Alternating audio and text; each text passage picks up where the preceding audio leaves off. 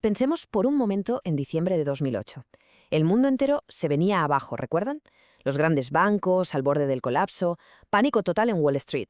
Y en medio de toda esa tormenta había una figura que parecía inmune. Bernie Madoff. Él era el puerto seguro, o al menos eso es lo que todo el mundo pensaba. Detrás de esa fachada de calma se estaba ocultando ni más ni menos que el mayor fraude financiero de la historia. 64.800 millones de dólares.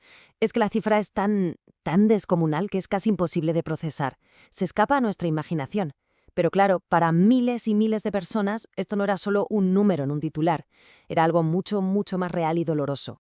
Para ellos lo era todo. Eran los ahorros de toda una vida de trabajo, la pensión con la que contaban para tener una vejez digna, el dinero para la universidad de los hijos. Era, en definitiva, su futuro. Un futuro que habían puesto en manos de alguien en quien confiaban ciegamente y que, de un día para otro, se convirtió en humo. Entonces, la gran pregunta es, ¿cómo pudo pasar? ¿Cómo es posible que un solo hombre engañara a tanta gente, a gente tan preparada, durante tanto tiempo? Pues la respuesta no está en una fórmula financiera súper compleja. Está en algo mucho más humano y poderoso, la confianza. Madoff no vendía un producto de inversión, vendía seguridad, vendía certeza en un mundo completamente incierto. Y fue un auténtico maestro construyendo esa confianza. A ver, pongamos esto en perspectiva. Bernie Madoff no era un cualquiera, no era un advenedizo. Era literalmente la élite de Wall Street. Había sido presidente del Nasdaq, nada menos. Fue un pionero en tecnología, de los que ayudaron a crear el mercado de valores moderno y digital. Su reputación era tan sólida que la gente decía, oye, si no puedes fiarte de Bernie Madoff, ¿de quién te vas a fiar? Y aquí está una de las claves psicológicas de todo esto. No solo era creíble, es que te hacía sentir afortunado si aceptaba tu dinero. Esto es lo que se llama el marketing de la exclusión. Convertía la inversión con él en una especie de club privado súper exclusivo. A veces incluso rechazaba inversores, lo que hacía que la gente le suplicara literalmente para que les dejara entrar. Se sentían especiales, los elegidos. Y por supuesto tenía que haber una promesa increíble. Y tenía un nombre de lo más sofisticado, la estrategia Split Strike Conversion. Sonaba súper complejo, muy técnico, perfecto para que nadie entendiera nada, pero todos confiaran. Prometía algo que es el sueño de cualquiera, beneficios estables, de un 10, un 12% al año, daba igual si la bolsa subía o bajaba. Sin riesgo, el único problema, claro, es que era todo mentira, una invención de principio a fin. Así que vamos a dejar la fachada pública, la que todo el mundo veía, y vamos a entrar en la trastienda, porque mientras en un lugar se proyectaba una imagen de éxito y vanguardia, en otro, a escondidas, se estaba cocinando el fraude a gran escala. Es que la operación tenía literalmente dos caras. Estaban en dos plantas distintas del mismo rascacielos. En la planta 19 tenías el negocio legítimo, una oficina moderna, brillante, llena de gente, la cara pública, vamos.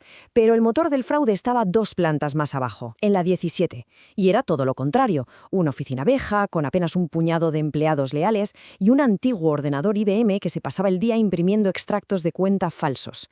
En realidad, el mecanismo era de una simpleza que asusta. Era un esquema Ponzi de manual. El dinero que entraba de un nuevo inversor no se invertía en absolutamente nada. Iba a una cuenta bancaria. Y desde ahí se usaba para pagar a los inversores más antiguos que querían sacar su dinero. Para mantener la farsa se enviaban esos extractos falsos que mostraban beneficios constantes y maravillosos, lo que mantenía viva la ilusión y, claro, atraía más y más gente. Y lo que hace que todo esto sea aún más trágico es que hubo advertencias. Hubo gente que lo vio venir. Durante casi una década, un analista, Harry Markopoulos, estuvo enviando informes a la SEC, el regulador del mercado estadounidense, diciéndoles, oigan, esto es un fraude, estos números son matemáticamente imposibles. Pero nadie le hizo caso. Las advertencias cayeron en saco roto, una y otra vez. Pero es que no hay mentira que dure 100 años, y menos una de este calibre. Tarde o temprano tenía que caer. Y la crisis financiera de 2008 fue el martillazo que hizo añicos el muro de cristal que Madoff había construido a su alrededor. El final fue vertiginoso, cuestión de días. Con la crisis mundial, los inversores se asustaron y empezaron a pedir su dinero. Querían retirar 7.000 millones de dólares. Un dinero que, sencillamente, no existía. El 10 de diciembre, completamente acorralado, se lo cuenta todo a sus hijos. Y al día siguiente, el FBI ya estaba llamando a la puerta de su ático. El castillo de naipes se había derrumbado por completo. Es todo una gran mentira. Básicamente, un esquema Ponzi gigante. Esas fueron las palabras que usó con sus hijos. Imaginen ese momento. La fachada no solo se rompió para el mundo, se rompió para su propia familia de la forma más brutal posible. Cuando los agentes del FBI lo detuvieron, no opuso resistencia. No intentó negarlo. Su respuesta fue increíblemente fría y directa. No hay una explicación inocente. Él sabía perfectamente que el juego se había acabado. Y una vez que el edificio se derrumbó, solo quedaron cenizas. Y entre esas cenizas empezó a verse la verdadera dimensión de la catástrofe humana que este hombre había provocado. Es que la devastación fue total y no distinguió a nadie.